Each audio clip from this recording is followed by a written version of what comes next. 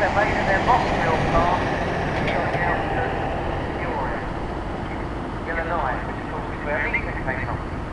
Green light, here we go. Speed's on.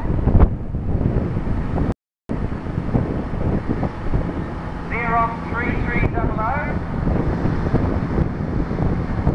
Powering away there. Making it look easy. Obviously this is going to be a full fall. Wings up to bend into the ground.